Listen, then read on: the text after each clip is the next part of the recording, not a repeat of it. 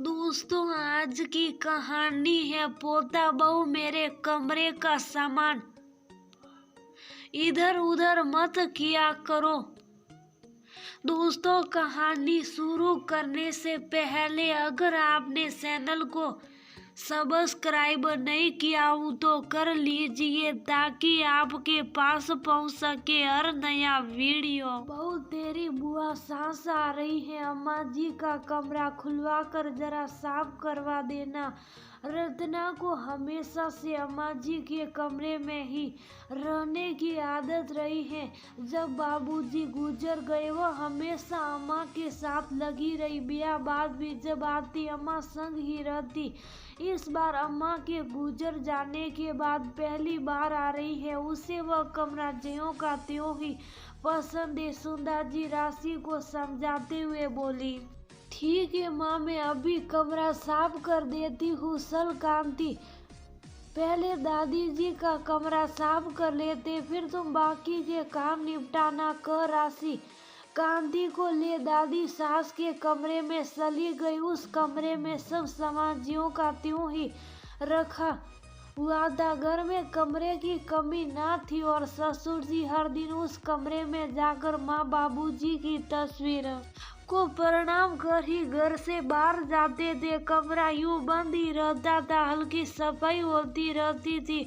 पर अब बुआ जी आ रही है सोचकर राशि कमरे को थोड़ा अपने हिसाब से सजा सवार दी। राशि बहू जी, आप अम्मा जी का सामान इधर उधर ना करो, दीदी जी जड़ से पहचान जाएगी। कांति ने कहा, 2 साल बाद आ रही है बुआ जी।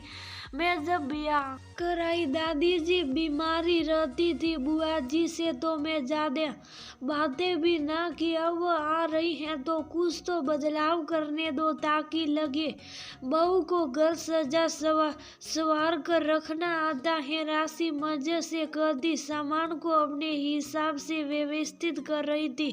अब क्या ही कहूँ बहू जी, जो आपको ठीक लगे। पर दीदी जी है एकदम अपनी माँ की परसई सी। तुमने अभी उन्हें जाना ही कितना है। कांति का राशि के कहे अनुसार काम करती रही। रात को बुआ जी रत्ना की ट्रेन पहुंची।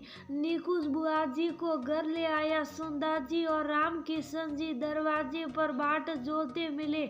रत्ना भाई भाभी के गले मिल पहले खूब रोई और बोली, अम्मा के बिना घर आने का मन ही नहीं करता भैया, पर बहुत दिन से अम्मा याद आ रही थी। मानो कह रही हो मैं नहीं हो तो क्या तू घर ना आएगी।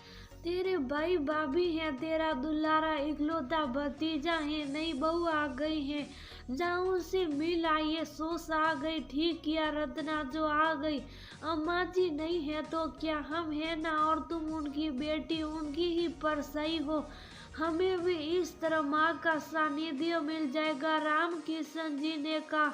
राशि ने झुककर जैसे ही शरण संप्रस किया आशीष दे बोली, बहू या मन तो लगे है ना।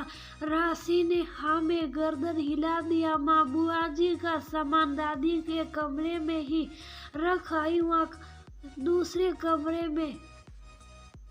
निकुंज ने पूछा, मुझे तो अम्मा के कमरे में ही सुकून मिलता है। निकुंज तू मेरा सामान वहीं रख दे। रत्ना बुआ ने का सब हॉल में बैठकर बातें करने लगे थे। राशि कांति के साथ रोटियां सेक रही थी।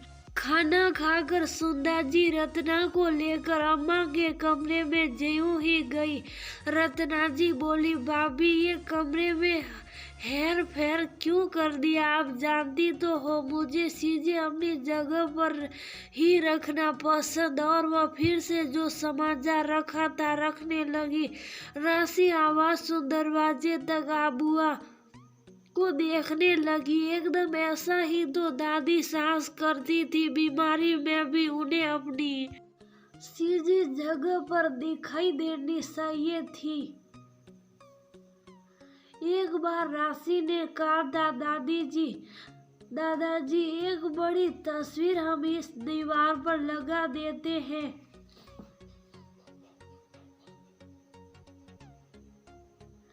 वो झिड़कते हुए बोली, देख निकुंज की बहू, मेरे कमरे का सामान तो मेरे मरने के बाद इधर उधर होगा। जब तक हूँ जैसे हूँ वैसे ही रहने दो। और आज बुआ जी ने भी वही किया क्या सच? मैं कुछ बातों में बेटियां माँ की परछाई होती है। शायद हाँ, क्योंकि वह उन्हें देखकर ही बड़ी होती है, उनके जैसा व्यवहार करती है। इसलिए बेटिया को लेकर हमेशा सोचे, उन्हें संस्कार ऐसे दे कि वह जहाँ भी जाए अपनी खुशबू फैलाए। सही सीख और सही व्यवहार सदा याद किए जाते हैं।